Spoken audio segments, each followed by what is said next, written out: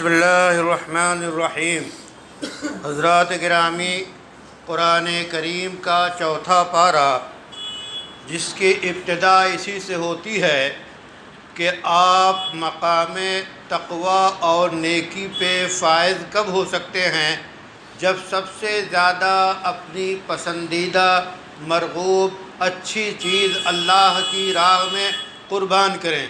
جب یہ آیت نازل ہوئی کہ لن تنالوا البر حتی تنفقوا مما تحبون، تو بہت سے صحابہ نے اپنی پسندیدہ چیزیں راہ خدا میں قربان کی۔ انہی میں سے حضرت طلحہ نے اپنا سب سے قیمتی باغ جو ہے اللہ کی راہ میں قربان کیا۔ پتہ چلتا ہے کہ اللہ کی راہ میں اچھی چیزیں قربان کرنی چاہیے، یہ نہیں کہ مری بکری اللہ کے نام پہ جیسا کہ بعض لوگوں کی عادت ہے۔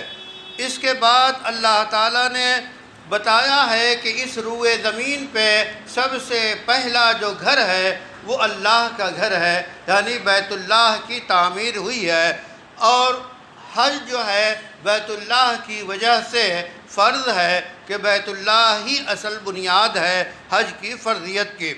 اسی طرح یہ بتایا گیا کہ اتحاد اور اتفاق اختیار کرو، اللہ کی رسی کو مضبوط تھام لو اور کبھی بھی تفرقہ کا اور اختلاف کا شکار نہ ہو۔ اتحاد میں بڑی برکت ہے اور بڑی مضبوطی ہے۔ اسی طرح اچھائی کا حکم دینا، برائی سے روکنا انتہائی بنیادی چیز ہے، اور معاشرے میں ناسور پھیلنے سے یہ چیزیں روکتی ہیں۔ اچھائی کا حکم دیا جائے اور برائی سے روکا جائے۔ اسی طرح ایمان اللہ پہ لایا جائے اور اسی کے ساتھ اللہ کا ذکر کیا جائے۔ ایک اہم بات بتائی گئی کہ برے ہم نشی سے بچنے کی تاکید کی گئی ہے۔ عام طور پہ جس طرح کے لوگوں کے ساتھ انسان رہتا ہے ویسے ہی باتیں اور صفات اختیار کرتا ہے، تو برے ہم نشی اور برے ساتھی سے بچنا ضروری ہے۔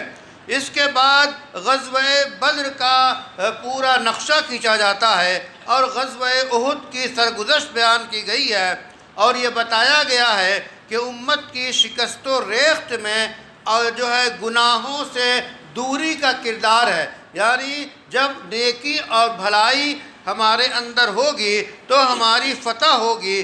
اسی طرح یہ بتایا گیا کہ سود انتہائی بدترین گناہ ہے، اس سے بچنا ضروری ہے، اور یہ بھی بتایا گیا کہ پرہیزگاروں کے، متقیوں کے صفات کیا ہیں، انہیں اپنانے کی کوشش کرنی چاہیے۔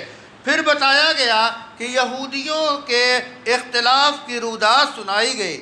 پھر سورہ آل عمران شروع کے آخری حصے میں باقاعدہ آخری حصے کی فضیلت بیان کی گئی، یعنی سورہ آل عمران کی آخری آیات جو ہیں اس کی فضیلت یہ ہے کہ رسول اللہ صلی اللہ علیہ وسلم بیدار ہوتے تو اس کی تلاوت فرماتے۔ اسی طرح سورہ نساء کا اس میں آغاز ہوتا ہے اور اس میں بتایا گیا کہ کمزوروں کی، یتیموں کی، عورتوں کی اور جو ہے ناچاروں کے حقوق کی ادائیگی کی جائے، کسی کے حق کو ضائع نہ کیا جائے۔ ہجرت سے پہلے جو لوگ ہجرت پہ قادر نہیں تھے ان کی بات کہی گئی کہ ان کی جو ہے دلداری اور ان کی مدد ضروری ہے۔ اہم ترین بات اسی طرح اس پارے میں یہ بتائی گئی ہے کہ وراثت کی تقسیم کا نظام جو ہے انسانوں کے بس میں نہیں ہے، بلکہ وہ صرف اللہ نے اپنے ذمہ لیا ہے۔ مرنے کے بعد جو مرنے والے کا جو مال ہے وہ کیسے تقسیم ہوگا، یہ رشتہ داروں یا قانونی طور پر نہیں بلکہ اللہ کا قانون ہے۔ اللہ نے بتا دیا کہ کیسے تقسیم کریں گے۔ بیٹے کا کتنا حق ہے، بیٹی کا کتنا حق ہے، شوہر کا کتنا حق ہے، بیوی کا کتنا حق ہے، سب کو اللہ نے متعین کر دیا۔ آپ غور کیجئے، اپنی غریبانوں منہ ڈال کے سوچئے کہ کیا آپ نے اپنی بیٹیوں کو حق دیا ہے؟ کیا آپ نے اپنی بہنوں کو حق دیا ہے؟ قرآن کہتا ہے جن لوگوں نے بیٹیوں اور بہنوں اور بیویوں اور عورتوں کے حق کو دبا رکھا ہے، گویا وہ مال حرام کو ہڑپ کیے ہوئے ہیں۔ بڑی خطرناک بات ہے، قرآن کی نگاہ میں وہ مال حرام ہے۔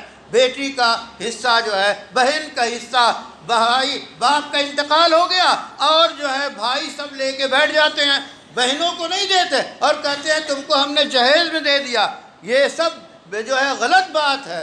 بہن کا حصہ چاہے مرنے والے کا جو جسم پہ جو کرتا ہوتا ہے اس میں بھی وراثت ہوتی ہے، ایک سوئی ہے تو اس میں وراثت ہے، اور بہن کا حصہ ہے، پھوپھی کا حصہ ہے، وہ دینا فرض ہے۔ جو لوگ نہیں دیتے ہیں وہ حرام مال اپنے ساتھ کھا رہے ہیں اور بالکل اس پہ غصب کیے ہوئے ہیں، جو سخت ترین گناہ ہے، اور منہ چھونے سے کام نہیں چلتا۔ لو بہن لے لو، ارے بھیا میں کیسے لوں، اسی دیہڑی پہ مجھے آنا ہے۔ اگر اس طرح کی معافی کا اعتبار نہیں ہے، حضرت قاضی مجاہد الاسلام قاسمی مسلم پرسنل بورڈ کے صدر، وہ فرماتے تھے کہ اگر آپ کے زمین ہے تو بہن کے نام رجسٹری کر دیجئے، کیش ہے تو اس کو قبضہ دلا دیجئے، اس کے بعد اگر وہ واپس کرتی ہے تب واپسی کا اعتبار ہوگا۔ اس لیے یہ بہت اہم مسئلہ ہے کہ اچھے لوگ ہمارے یہاں تقسیم کا نظام نہیں ہے، یہ سخت گناہ کی بات ہے۔ اسی طرح پھر اللہ تعالیٰ نے ان عورتوں کا ذکر کیا ہے جن سے نکاح حرام ہے۔ اللہ تعالیٰ سے دعا ہے کہ ہمیں قرآن پڑھنے، قرآن سمجھنے اور اس پہ عمل کرنے کی توفیق عطا فرمائے۔